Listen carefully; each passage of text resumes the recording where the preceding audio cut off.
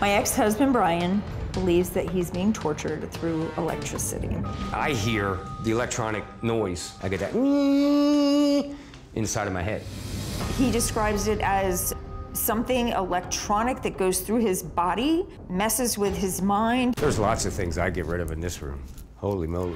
He believes that someone was hired by law enforcement or the government to torture him. He does crazy things to protect himself. He'll turn off the refrigerator. He's turned off the water. He's flipped circuit breakers. His current thing is rings off of soda bottles.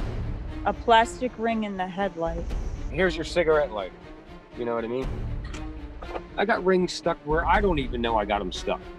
He'll put them on his toes. He'll put them on his fingers. I think it's absolutely insane, crazy. This is a nightlight. He has managed to cut the prongs. At our old home, I would stay at work as long as I possibly could because I didn't want to come home to the crazy. He wraps a lot of things in foil, including wires in his car. Bryan was a successful auto mechanic for 35 years. He up and quit his job one day because he said the electronics tortured him so much. I'm ashamed to even say it ever was my car. Piece by piece, he ripped out every bit of electronics in my car. I got rid of the airbag. I got rid of all the cables. Because they are following him, watching him, torturing him every day, day after day. At one point, Bryan thought that I was working with them. He'd come into my room and he would just start screaming. I was scared. I used to sleep right here, arm's length away, with a can of insect spray. This sucker could shoot 20 feet. If he came through that doorway, I was protected.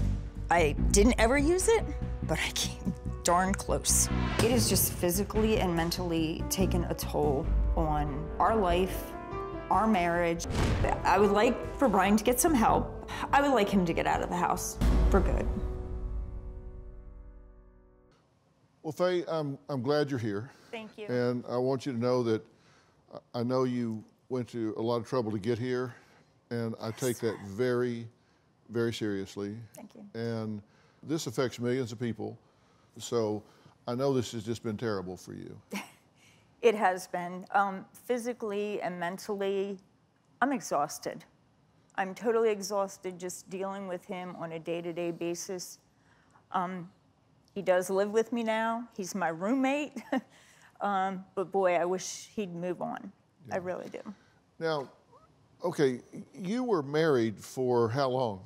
24 years, leap year 96. And during most of that time, he was not like this at all. In fact, you said he was a good provider, he was a good husband, you were very much in love with him. Yes. And then things turned, and we'll get back to when and maybe how that all happened. But it just keeps getting worse and worse and worse. Now, he recently just trashed your car. Well, yeah, he ripped everything. He ripped the headrest out, anything electronic, the radio, I mean, the wires down in the, took the pedal, rubber pedals off. You can see the pictures. He just tore everything out of the car, everything that he thought had any kind of electrical input to it. Yes. All right. And that's the situation. He believes that anything that has electrical current to it, a motor, refrigerator, toaster, cell phones, anything that has electrical power to it, it's not that he's afraid of getting electrocuted. He thinks there's an electrical field around the motor, around the cell phone or whatever, that puts out a force that impacts him physically. He calls it the transmitter. That, you know, these devices are the transmitters. I don't know. I think he's crazy.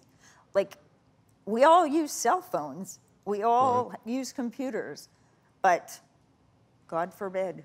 But you came here in a car, and that car had electronics in it. How did he handle the trip? Well, it was a long, rough trip, I will tell you that. Even the last couple days being in the hotel, my goodness, you know, he would put magnets on the door frames, on the door jambs. He'd sleep with magnets. And he takes plastic rings from caps off of water bottles, soda bottles, whatever. Milk jugs. And puts them around his fingers and toes, and then also lays them around as well. What's his thinking there? I don't know. Apparently, that's his latest defense. Okay. But he thinks that somehow grounds it out? Yeah, or grounds it. Okay. He sleeps with them. Why did He'll you put move him around back the in? ear.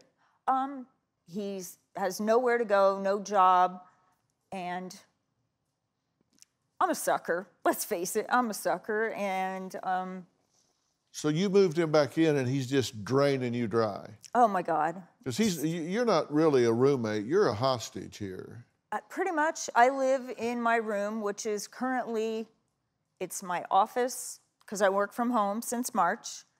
It's my bed, and I have a, recliner that I watch TV at night.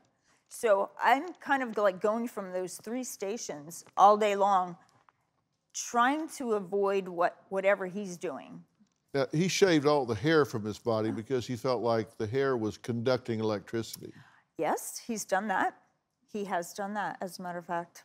Okay, so this has gotten extreme. It is more than extreme.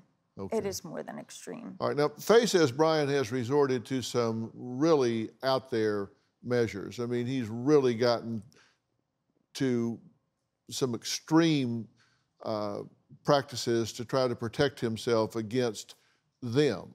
And he's The refrigerator is true torture for him. The only thing he will drink out of the fridge is milk. He shuts off the refrigerator randomly. Everything's soft. My ice cubes are melted.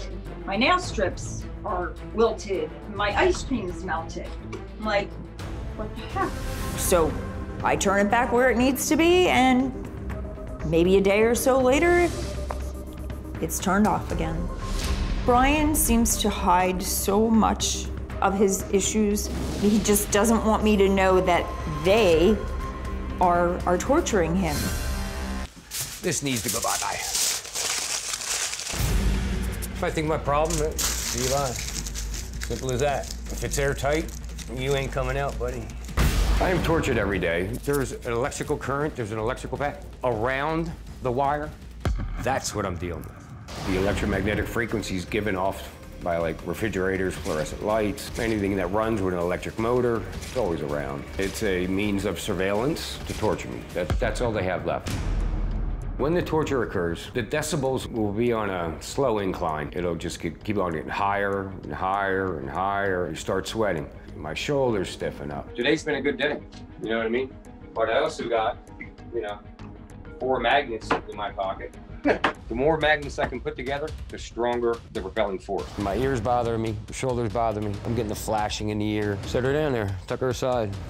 It puts up a little barrier. Every time I come up with a solution, they can just push more power. This arm will actually become immobile to where I can't move it. The remedy for that is I take these rings and I'll apply them to the fingers, the relevant fingers. I'll put them anywhere they think they're gonna help me out. I got them under the fridge, behind the fridge, over here, over there. I'll wrap this phone in foil to try and eliminate the frequencies. Doing is wrapping her up. It's gotta be tight, it's gotta be airtight. I believe the police have been targeting me for a lifestyle that I used to live. I was into the party drug lifestyle. I believe this has turned into nothing but a vengeance thing. The magnitude of this situation has grown tremendously in the past 13 years. They want me dead. I believe that's their end game. Bryan, it's good to meet you. How are you? I take your situation very seriously, and I'm very committed to trying to help you get a handle on this and get some relief from what you're experiencing. How do you feel being in a studio that's obviously very electrified? So far, so good. Okay, good. And have you fortified yourself? Do you have magnets and stuff on now? Mm-hmm. Yes. Okay. Yes. And you think that helps in that it creates a magnetic field around you? Correct. Okay. I look at this at 2 levels. One is what you're experiencing physically from the electromagnetic field and impulses and all. And then the other is how you interpret all of that? Because those are two separate things. One is the physical experience that you have, and then secondly is what your interpretation is of why it's occurring. And I want to talk for a second about the why you think it's occurring. You think you're being targeted. Yes, sir. And yeah. you believe that it's from the police, and you think they want you dead. They being law enforcement, local, federal, whatever. I call it the torture technology, yeah. Okay. But you say they ultimately want you dead. Suicide. Okay. Are they not very good at it? Or, I mean, it's been 13 years. It's been a hard 13 years. Your belief is that they've turned on you because of your drug history, or because the officer that you encountered ultimately murdered his wife? I was a textbook functioning drug addict. For most of my life, my drug of choice was marijuana. Then I was introduced to cocaine. Leading up to New Year's Eve, 2007, I went on a 3-day coke binge. I was absolutely positive that either somebody was in the house at that time or they're coming. Took the shotgun. I was in a pair of cutoff shorts, no shoes, no shirt. I'm out of here. I ran up to the gas station. Police officer was there. Told the officer somebody's in my house.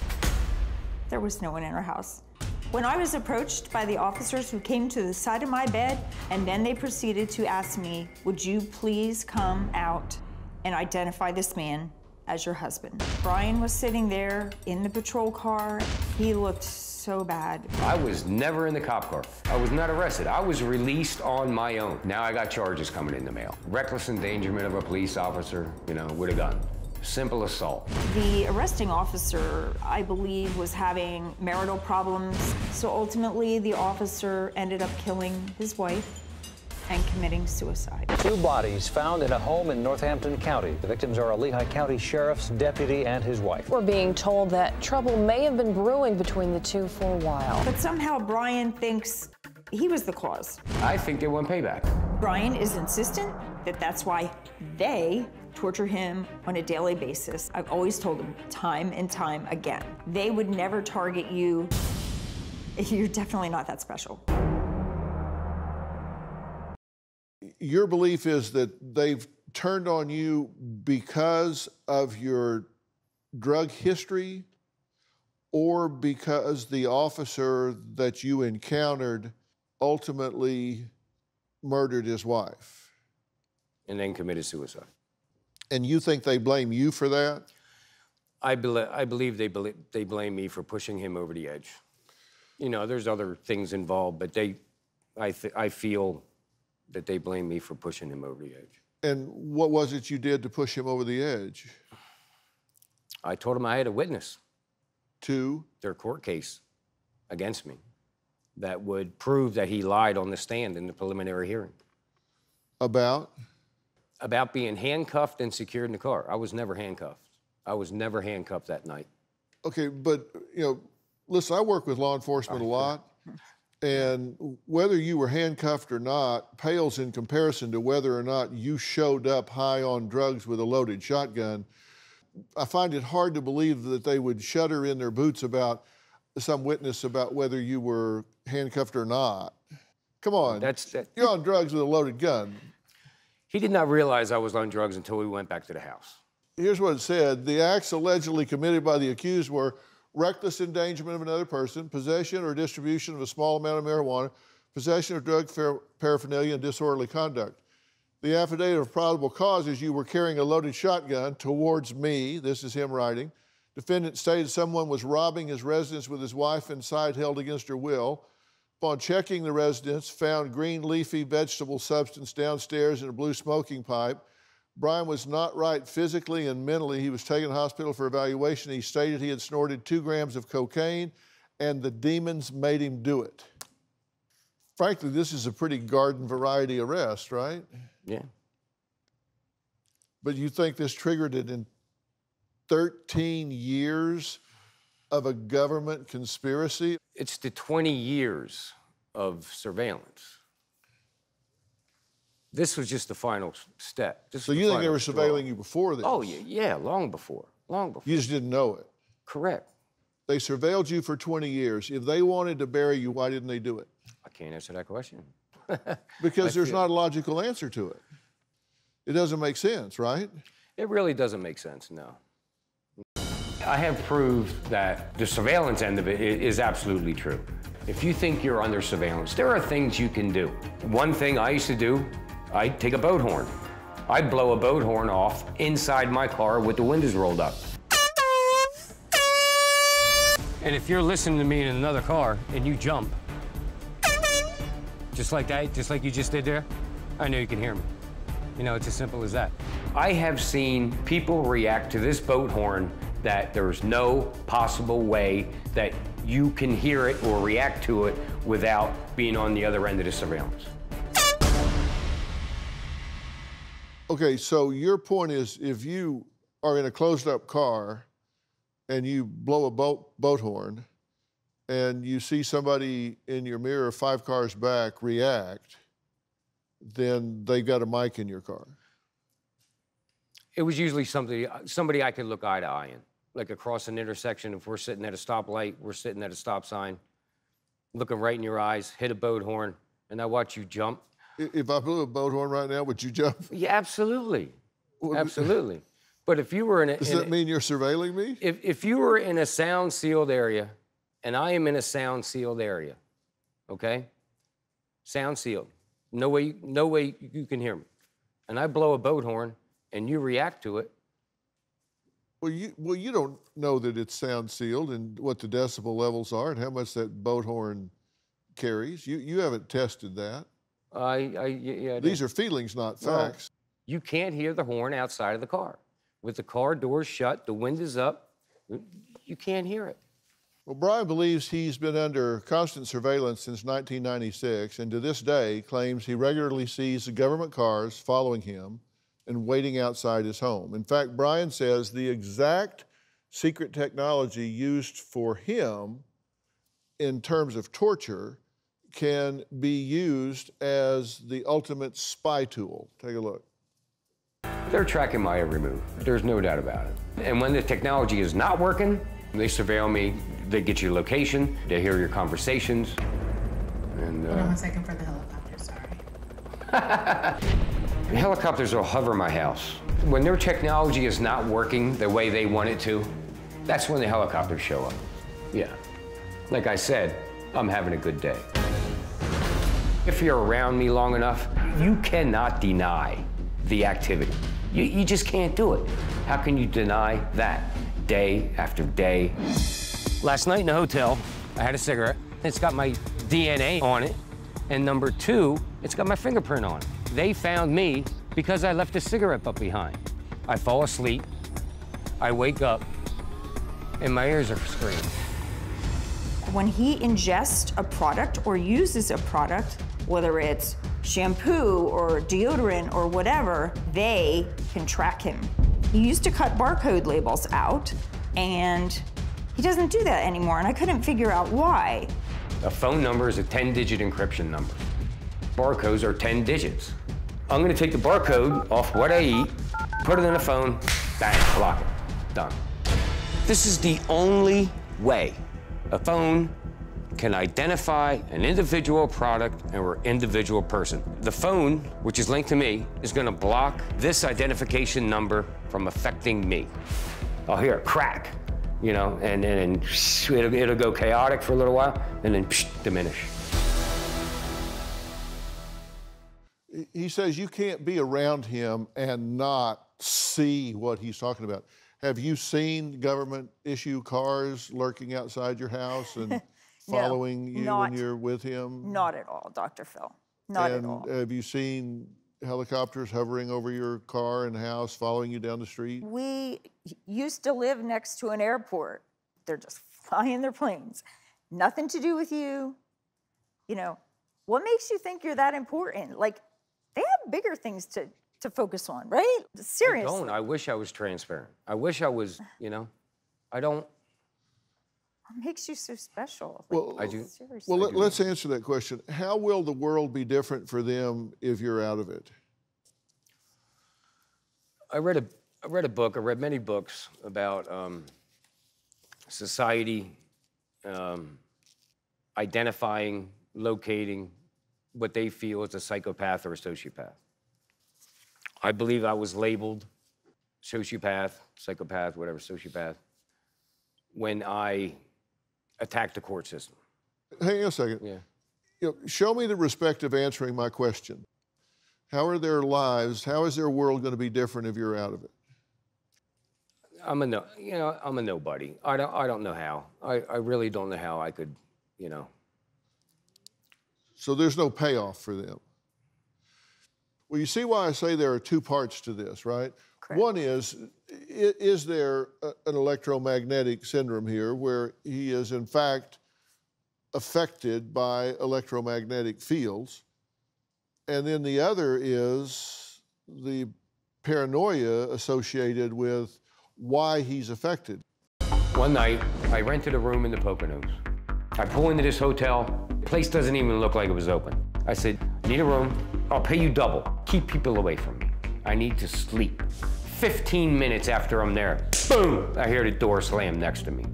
10 minutes later, boom, there goes the door on the other side. Oh, wow, here we go. This empty hotel in the middle of nowhere is starting to fill up. I saw men in suits dressed to stay in Beverly Hills. Why are you here, period? Let alone in the Poconos. Not one Pennsylvania license plate, not one. But that's a coincidence. That's all in my head. They followed me to that hotel, absolutely. I need to talk to you for a minute. Thanks. You know, there is a lot of literature out there about the effects of electromagnetic transmissions. Okay. Cell phones, cell phone towers, power lines.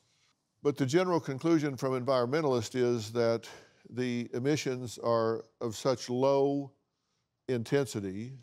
In order for something to have an impact on you, it has to be of sufficient intensity and duration to have an effect, and that's just not the case. But there's no question that has just invented this. There's a whole field of study about this, and some believe that it's legitimate and some don't. But here's the issue. In my view, this is not between you and Bryan. Correct. This is between you and you. Yeah. Because you have to make a decision. You suffering through all of this is clearly not helping Bryan. No, it's not helping either one of us. You're not helping him. You're just hurting you. Yeah. I took him back in and hoping that he would progress towards being stable. Okay, that was an experiment. How's that working for you? It's not, Dr. Phil. Okay, then come on. Let's be logical here. You've got to let him go. You've got to let him go. If this is where he is and who he is, and you're not helping him. I think it's crazy. He thinks it's real. I can't help him. And what is he doing to get help? Zero. Okay, that's the deal breaker. He's just tearing your house and car and refrigerator and groceries and life up and doing nothing to try to get a handle on this. So my question is not what's wrong with him. I think I know what's wrong with him. My question is what the hell is wrong with you? Yeah, I'm a pushover. I've always been the person who wanted to help, wanted to fix others. It's just, that's who I am, and that's a really big flaw. You're not helping him, but you're just destroying 2 lives instead of 1. You are correct, Dr. Phil. You need to I have stop. no life. Thank you. You need to move him out of your house, and hopefully he'll get some help with this, but you're not helping him and you're hurting you. This is between you and you. This has nothing to do with, he doesn't get a vote. Yeah, you're right. This can be the most important cross-country trip of your life if you hear me and you go back and claim your life. Get the hell out of this. Great advice. I mean, you got to take care of yourself. Help me out here. Oh my gosh, thank you so much. Thank you so much. This man is brilliant. Why are you still here? I'm so happy for you that you have finally said, yes, I deserve better. I deserve my life back. You got out once, stay out, go live your life. You deserve it. Thank you, Robin. This is way above your pay grade. You would be turning him over to professionals that know what they're doing, so you don't have to feel guilty about he's just out twisted in the wind. Yeah, thank you. He's in good hands. There are answers and strategies out there to get this handled instead of just sitting around letting days turn into weeks, weeks turn into months, and months turn into years. So you need to give yourself permission to let him do what he needs to do. This is way over your head. Yeah. My ex-husband, Bryan, believes that he's being tortured through electricity. This needs to go bye-bye. I'll wrap this phone in foil. They're tracking my every move. There's no doubt about it. You think they want you dead? I call it the torture technology, yeah. I think he's crazy. New Dr. Phil,